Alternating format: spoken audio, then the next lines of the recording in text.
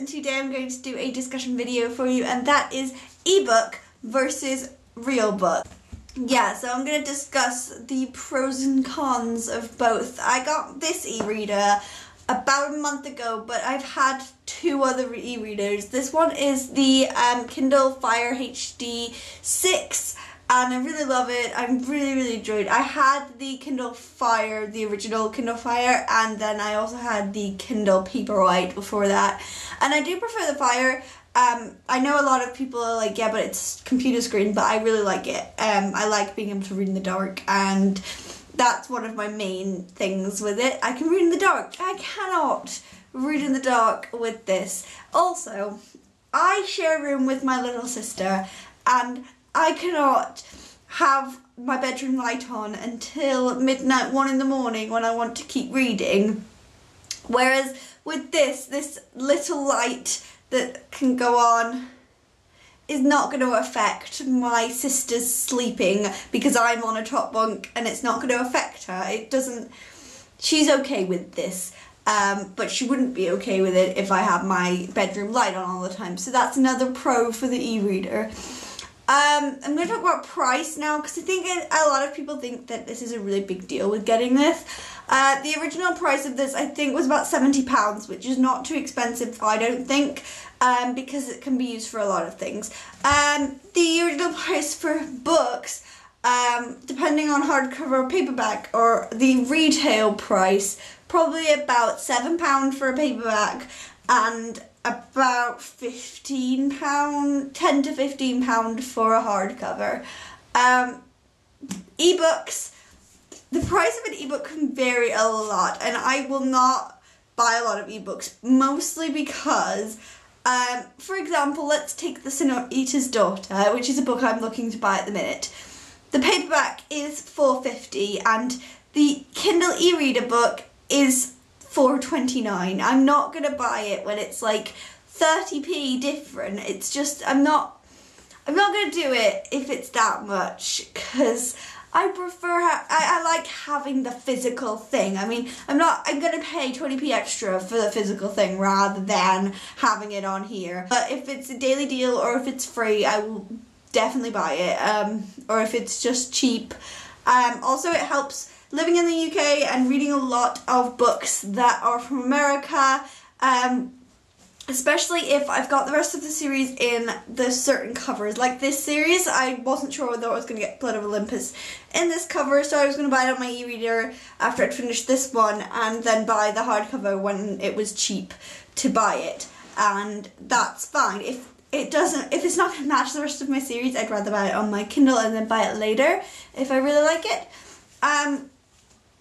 Also, review books, because I get quite a lot of review books. NetGalley is really awesome for e-readers, and publishers will prefer to send you an e-reader copy of a book rather than a physical copy, just because it's no cost to them. If you don't like it, it's not going to cost them sending you out the book. So I really like it for that thing. I have probably about 20 review books on here at the minute, ones I've read and ones I haven't read yet. So it's really good for that aspect of it. So comfort. I think comfort is a big plus for the e-reader. I don't find reading the physical book that comfy. I don't know if you do, but I really don't. I just think I spend a lot of my time like this, trying to find a perfect position that I'm really comfy in to read. And it's really difficult, and you just have to read. You can't do anything else. I can't sit at my table and eat my dinner. I can't blow dry my hair. I can't do anything that would include the use of the other one of my hands, because I need both hands to hold this book open. It will not stay open without the use of my hand. It's not gonna just sit there for me open. Especially paperbacks. Paperbacks are really crap at staying open, and they just won't do it if they're just sat there. This hardcover is pretty good, actually. It will stay open a certain degree, but then it'll flop back. to being closed again after a little while. So with this one with comfort, I find that I can easily read in any position. I can read on my bed, I can read on the bus, I can read at school, in the crappy uncomfortable chairs we have in our common room. I can read anywhere with this. It's not like I'm gonna be super uncomfortable and it's gonna be really hard to read. And I can read while eating. I regularly read this while drying my hair. I know it's sort of maybe weird, but I get really impatient with drying my hair, so I'll use one hand to dry my hair and the other one to turn the page. And I really enjoy doing that. I enjoy multitasking while using my Kindle, and it's really good for that. But yeah, I will always love the physical thing of having a book and the beauty of it, and the fact that I can give this to my friend and be like, I love this book, read it, and that it's really just great.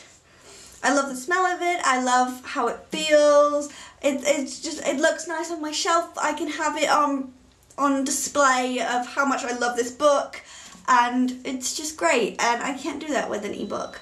But my main reason personally for getting an e-reader was the fact that I will be off to university in like September, so I will not be able to take all these books with me. I'm sorry, I just can't do it. So if I have a Kindle and I collect a substantial amount of books on my Kindle, I will not have to take a substantial amount of books with me to university every term, because I just can't do it. I can't take 50 books on a train with me so that I have choice. But if I take this with me, I can have free choice on what I read, and I really, that's my main thing with buying it and loving it. And I've read a lot of books on this month, and I just loved it. So yeah, I hope you enjoyed this video, and I will see you next time.